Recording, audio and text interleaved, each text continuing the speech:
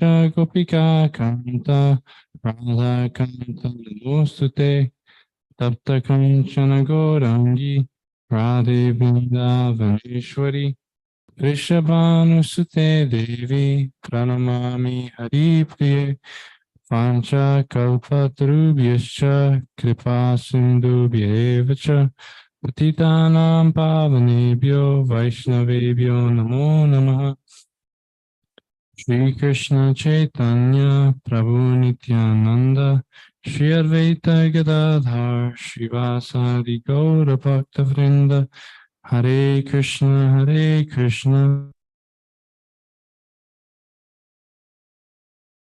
Rama Rama Rama Hare Hare.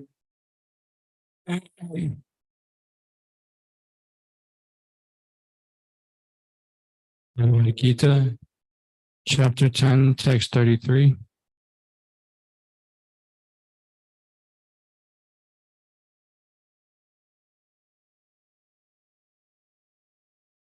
We can read Sanskrit transliteration and the English translation together. Okay, text 33. Aksharam akarasmi Vandva Samasikasyacha Ahmevakshaya Kalo Tataham Vishvato Mukha. Translation of letters. I am the letter A, and known compounds. I am the door word. I am also inexhaustible time. And of creators, I am Brahma, whose manifold faces turn everywhere. Text 34. Mrityu sarva harascha udbhavascha bhavashyutam kirti shri vakchanyanadinam smriti nidhatriti kshama. Translation.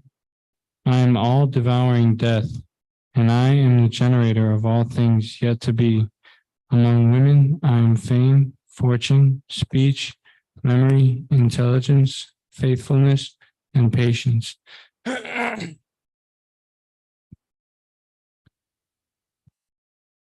Text 35.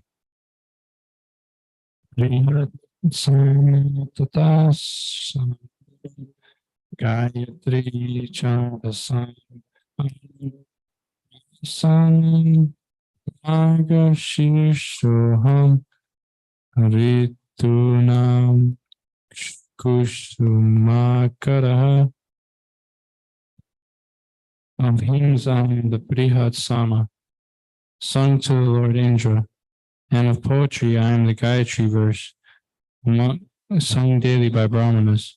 Of months I am November and December, and of seasons I am flower-bearing spring. Text 36. Dyutam chalayatam asmi tejas vinamaham jayosmi vyavasayosmi sattvam vatamaham. I am also the gambling of cheats, and of the splendid I am the splendor.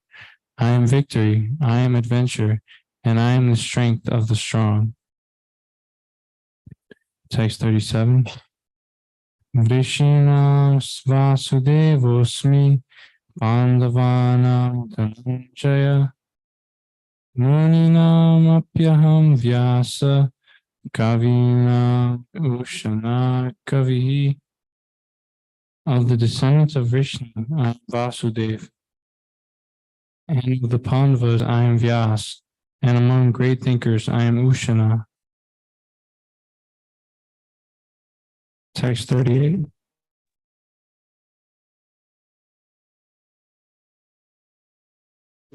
Niti asmi jikishita manam chaivasmi guyanam jnananam Jnanavatamaha.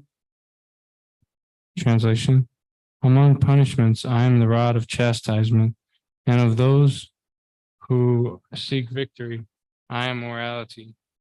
Of secret things, I am silence, and of the wise, I am wisdom. Text 39.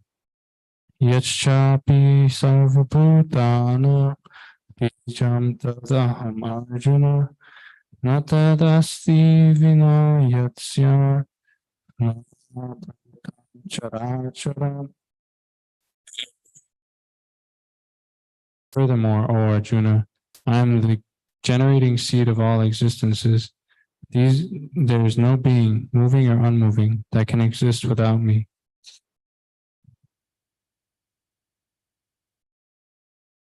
Text 40.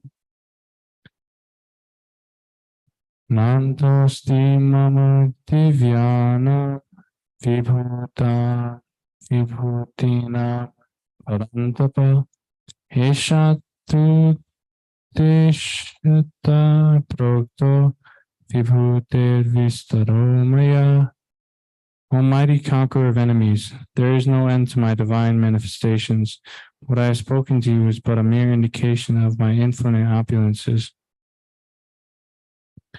Text 41. Yad yad vibhutimat sattvam Srimad urjitam evava Tattad evavagachatvam Mamam tejom sham sambhavam. Translation: know that all beautiful, glorious, and mighty creations spring from but a spark of my splendor. Text 42.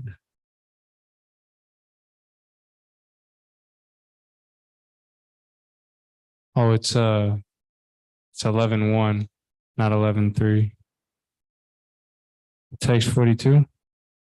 Atava bahunaitena kingyatena tavarjuna Vishtabhyaham idam kritsnam ekam shena stito jagat. But what need is there, Arjuna, for all this detailed knowledge? With a single fragment of myself, I pervade and support this entire universe.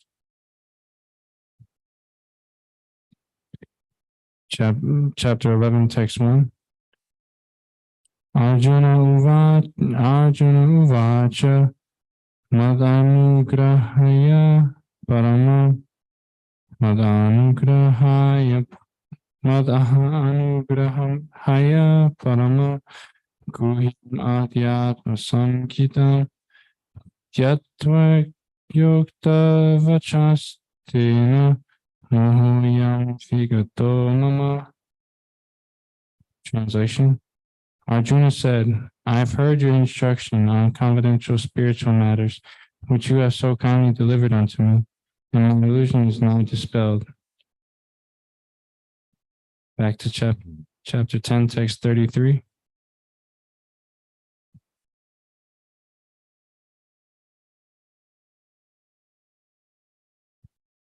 Okay, translation and purport by His Divine Grace A.C. Bhaktivedanta Swami Prabhupada. Of letters, I am the letter A, and among compounds, I am the dual word. I am also inexhaustible time, and of creators, I am Brahma, whose manifold faces turn everywhere. Purport. Akada. Akada, the first letter of the Sanskrit alphabet, is the beginning of the Vedic literature. Without Akada, nothing can be sounded. Therefore, it is the beginning of sound. In Sanskrit, there are also many compound words, of which the dual word, like Ramakrishna, is called Lambda.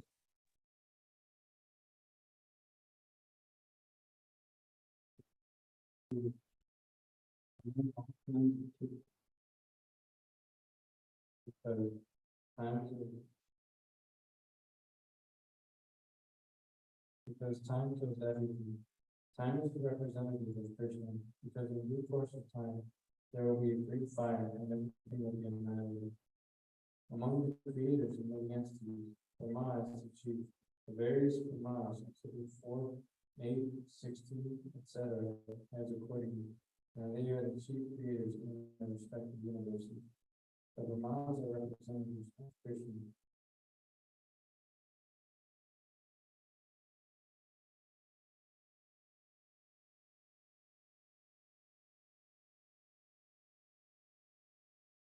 So you can see that Krishna is actually the letter A,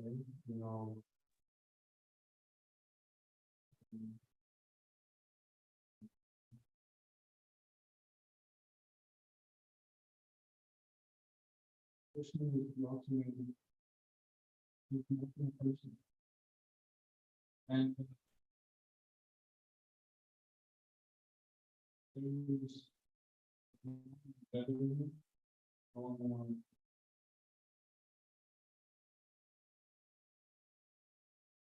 No one who can see past, present, and future better than he can.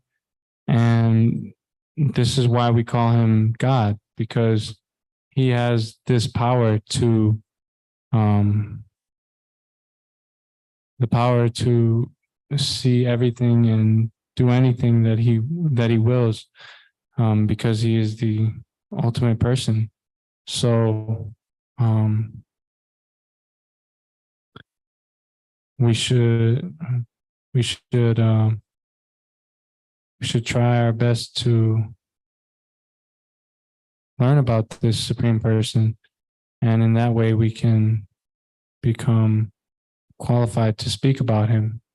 Because if we don't become qualified to speak about him, then there is no there is no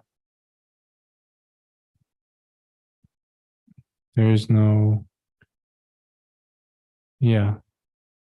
So, and that's the main thing, is the point of living,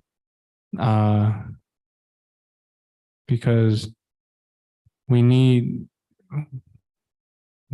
something to take us to that point, because we all like to live. It's just our nature. I was hearing from Vaisheshika Prabhu that this clinging to life is one of the setbacks of the living entity, because when we cling to this life, it's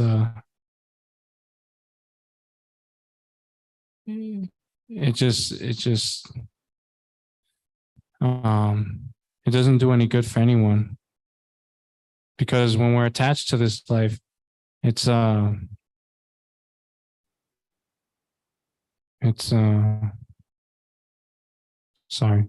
we'll just go to the next text. Text 34. I am all devouring death, and I am the generator of all things yet to be. Among women, I am fame, fortune, speech, memory, intelligence, faithfulness, and patience. Purport. As soon as a man is born, he dies at every moment. Thus, death is devouring every living entity at every moment. But the last stroke is called death. But the last stroke is called death itself. That death is Krishna. All species of life undergo 6 basic changes. They are born, they grow, they remain for some time, they reproduce, they dwindle, and finally vanish. Of these changes, the first is deliverance from the womb, and that is Krishna. The first generation is the beginning of all future activities. The 6 opulences listed are considered to be feminine. If a woman possesses all of them or some of them, she becomes glorious. Sanskrit is a perfect language and is therefore very glorious. After studying, if one can remember the subject matter, he is gifted with good memory, or smriti. One need not read many books on different subject matters. The ability to remember a few and quote them when necessary is also another opulence.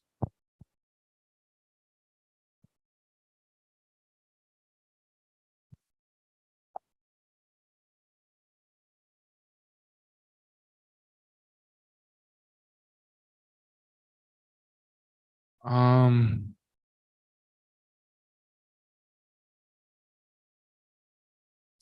oh, let's see. Yeah, all devouring death. So Krishna is this thing we call death, and that's the uh, that's the greatest that's the greatest killer of all of all of all time. And because Krishna is all devouring death, he he shows everyone that he can do anything, whether it's take someone's life away or whether it's give them life. Um, and this is the greatest. This is one of the greater opulences of Krishna, is that he can take away life, and he can also give it. So this is this is truly amazing. You know, it's that he's able to help us with everything, whether it's um, giving us life or, you know, or ultimately taking that life away at the end, because he can do these things. It's it's really nice that Krishna, he has all these opulences, because whenever he wants, he can display them and show show the world that it doesn't matter whether you're a Shudra or whether you're a Vaishya or whether you're black, white, American, Indian, but he can, it's nice because he can show you exactly what what you uh what you need to see in order to become more faithful towards Krishna. This is because he's the all-around death. That's a definition of God. Some people think God is love, and God is birth. That's true. He is those things, but he's also death. That proves that there is a God. If there was no death, then you could say it's chaotic or there's no one in control. But the fact that everyone is forced to die in the material world means there's someone in charge. That's a proof that there's God. So it's not actually the soul doesn't die. The Lord could destroy the living entities, and therefore they're eternal.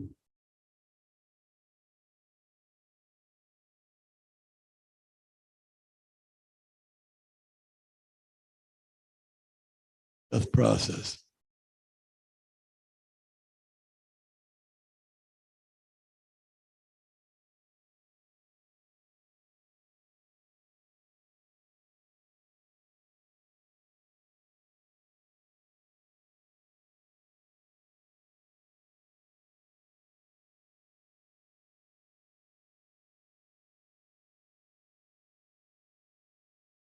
Of customs, of bodies that one gets in the material world.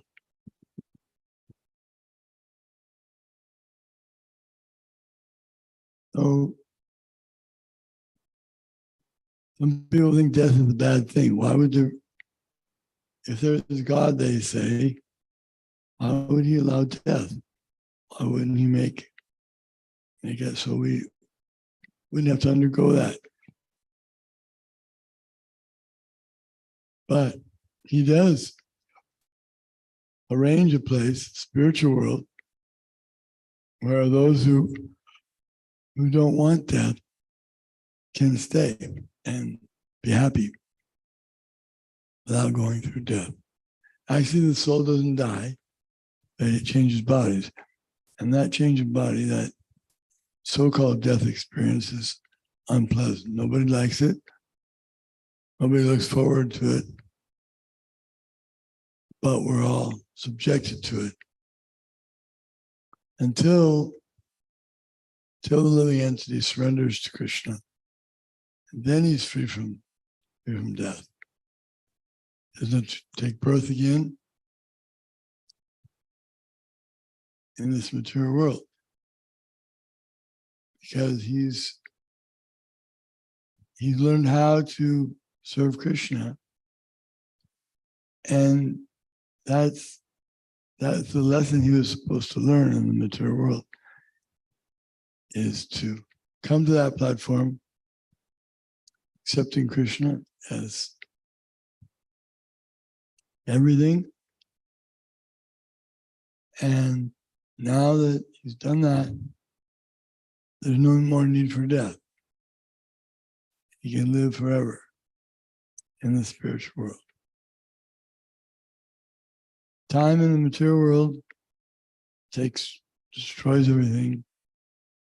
Rising and setting of the sun destroy one's life, but one who's engaged in devotional service is not acting on the material platform. So time is not affecting him.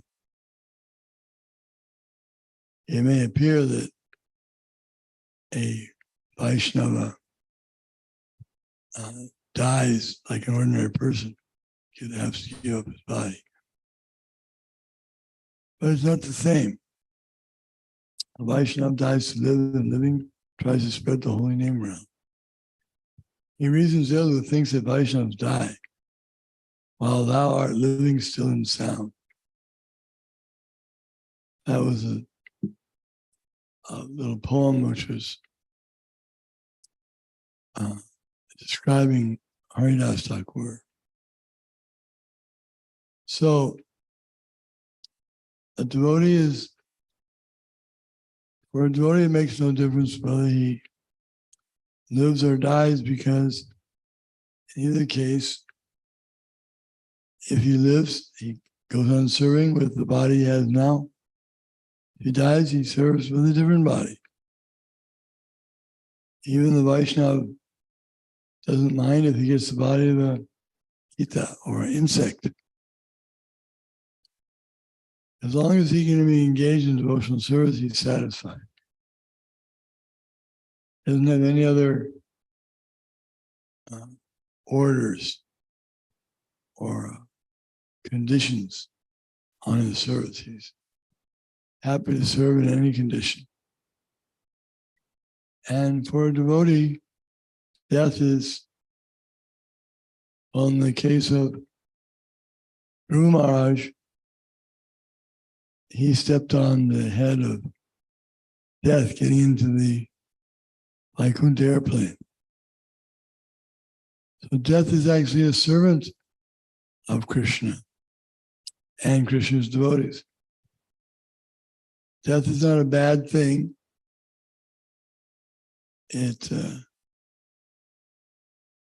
Therefore, it's something to be feared,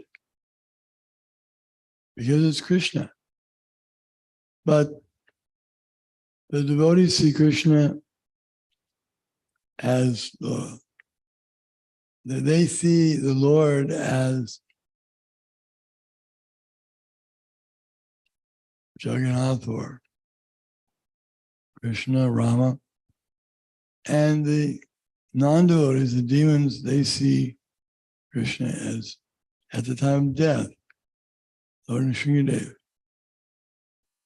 Hiranyakashipu, he said he wanted to see Vishnu, Lord's Vishnu, but he wasn't qualified to see him in that form. But when the Lord was merciful to him, he came as Lord Nrsimhadev, and he got to see Lord that way. So for the non-devotees, the demons, they see the Lord as death. Death is something that takes everything away from them. It's a power that they can't overcome.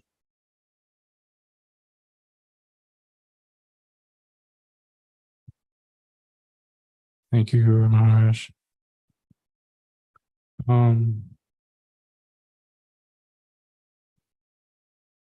Let's go to the next text. Of hymns, I am the Sama, Brihat Sama, sung to the Lord Indra, and of poetry, I am the Gayatri verse, sung daily by Brahmanas. Of months, I am November and December, and of seasons, I am flower-bearing spring. Purport. It has already been explained by the Lord that amongst all the Vedas, the Sama Veda is rich with beautiful songs played by the various demigods.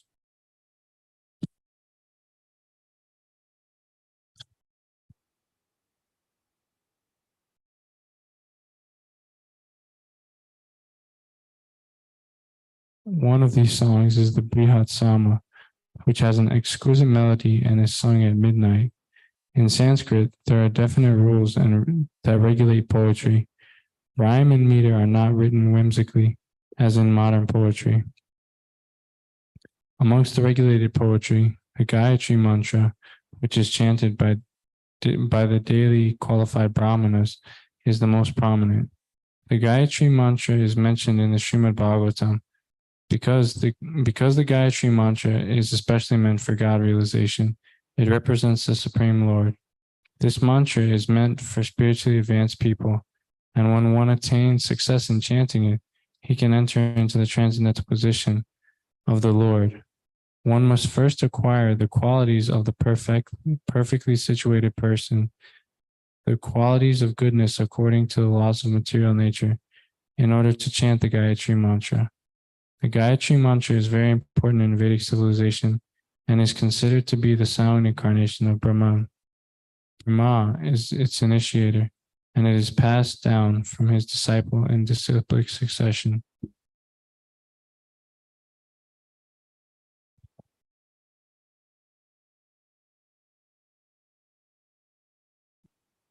So the Gayatri mantra. So actually, let me keep reading. The months of November and December are considered the best of all months because in India, grains are collected from the fields at this time, and the people become very happy. Of course, spring is a season universally liked because it is neither too hot nor too cold, and the flowers and trees blossom and flourish. In spring, there are also many ceremonies commemorating Krishna's pastimes. Therefore, this is considered to be the most joyful of all seasons, and it is the representative of the Supreme Lord Krishna. So, yeah, this is talking about the months of November and December, and how this is the most auspicious. These are the most auspicious months. Well, I think October and November are the most auspicious months for for spirituality. But yeah, November is definitely in there, and it's it's the month of Kartik, and Kartik is basically when Lord Krishna he was being bound up by Mother Yashoda as a naughty child who had stolen butter from the gopis and was being punished by Mother Yashoda for doing this. And so this is considered one of the most holy months in the whole year because it's because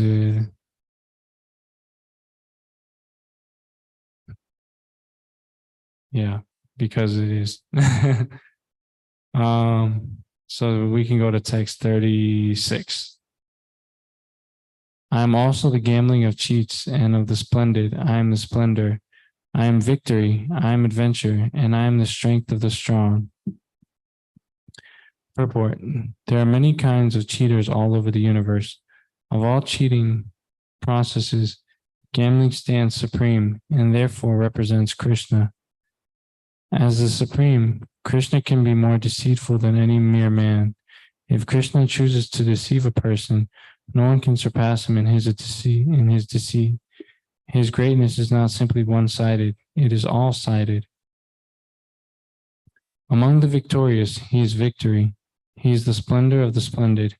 Among enterprising industrialists, he is the most enterprising. Among adventurers, he is the most adventurous. And among the strong, he is the strongest. When Krishna was present on the earth, no one could surpass him in strength. Even in his childhood, he lifted Govardhan Hill. No one can surpass him in cheating. No one can surpass him in splendor. No one can surpass him in victory. No one can surpass him in enterprise.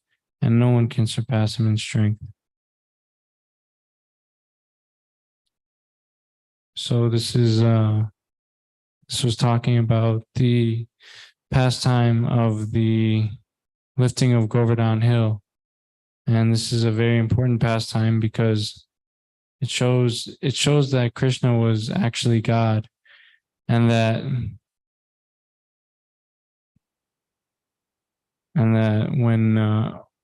when God wants to do something, he can do whatever he wants. So that was well, he also did it to humble Indra, Lord Indra, because Lord Indra had been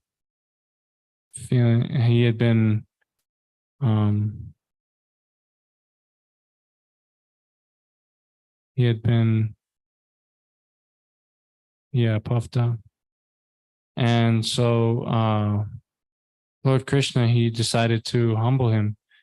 And we can see that even when Krishna cheats someone, it's good for them. It's like the Asuras, when they were trying to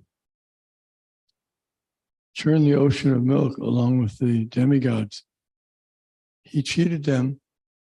Krishna cheated them by turning himself or appearing as a female, beautiful woman, incarnation of the Lord.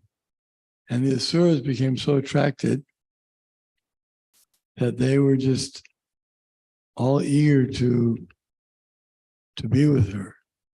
And so she said, well, all right, let you, because you're also well behaved, I'll first give some of the nectar to the demigods because they're not so patient.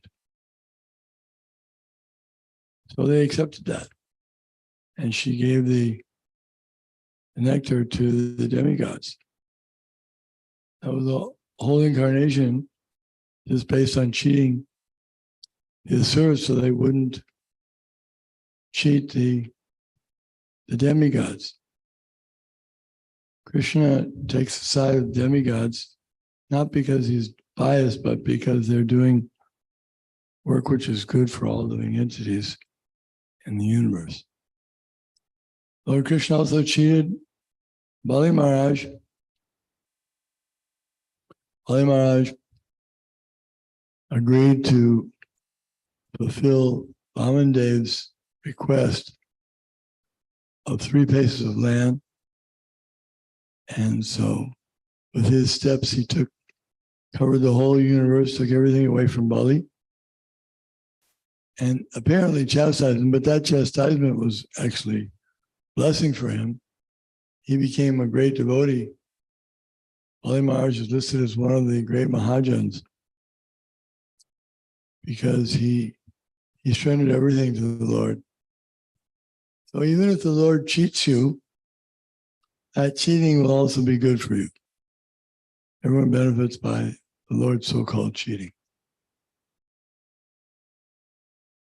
Thank you, Gurudev.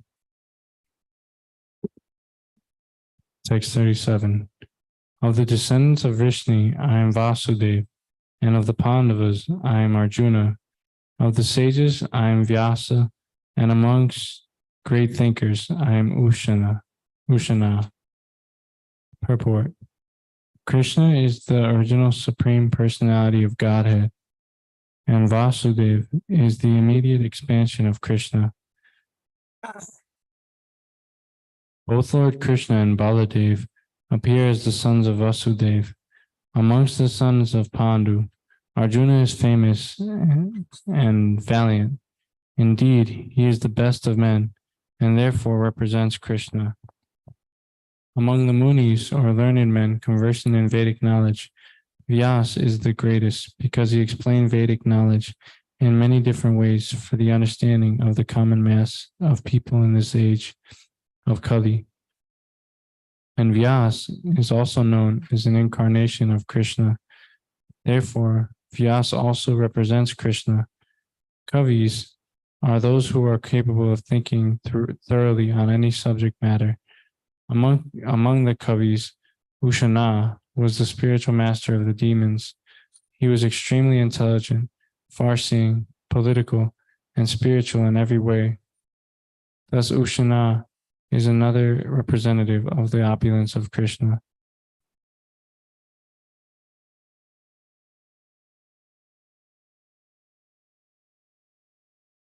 Text 38. Among punishments, I am the rod of chastisements, and of those who seek victory, I am morality. Of secret things, I am silence, and of the wise, I am wisdom. Purport. There are many suppressing agents, of which the most important are those that cut down the miscreants.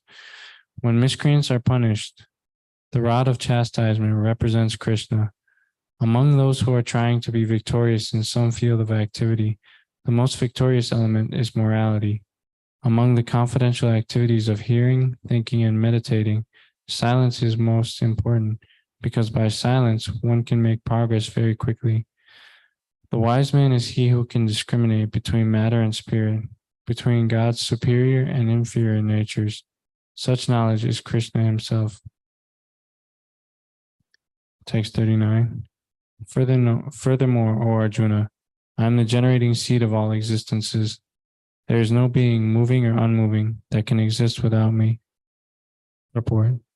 Everything has a cause, and that cause or seed of manifestation is Krishna. Without Krishna's energy, nothing can exist. Therefore, he is called omnipotent. Without his potency, neither the movable nor the unmovable can exist. Whatever existence is not founded on the energy of Krishna is called Maya, that which is not.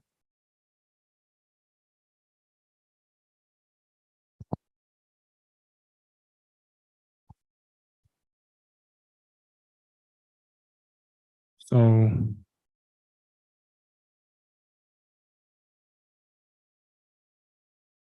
everything has a cause, and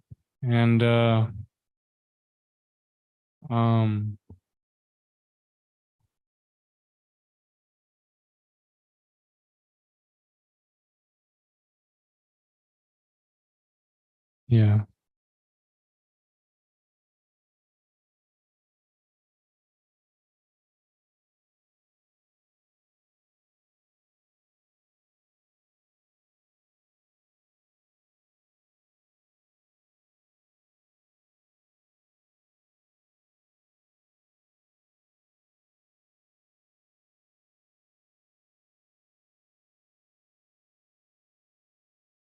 Okay.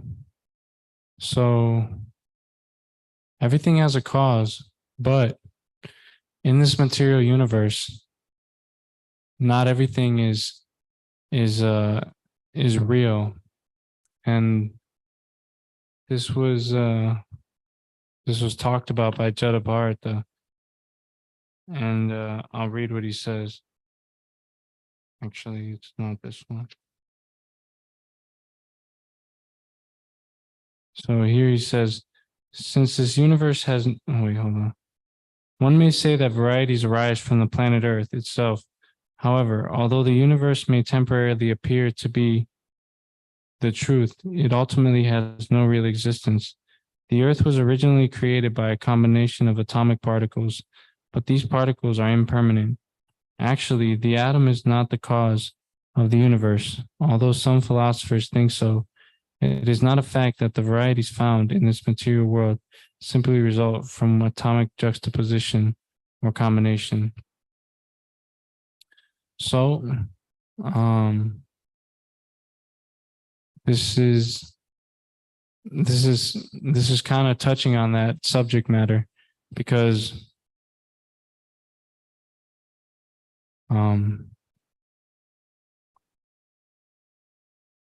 because when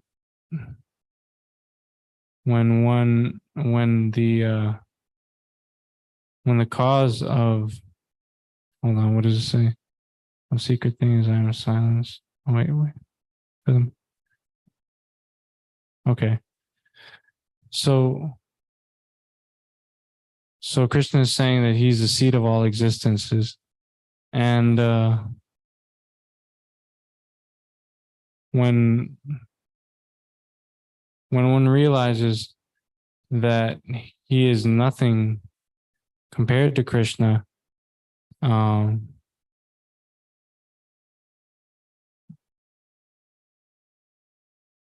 then he can be in true knowledge. But it doesn't really matter though, because this whole material universe is not, well, it is real, but what did it say in the translation? It said, please excuse me.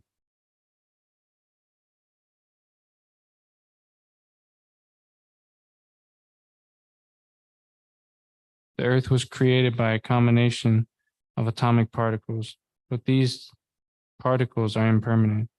So because the material manifestation is impermanent, then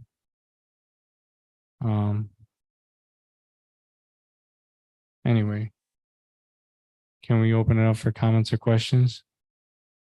Yes, Mataji.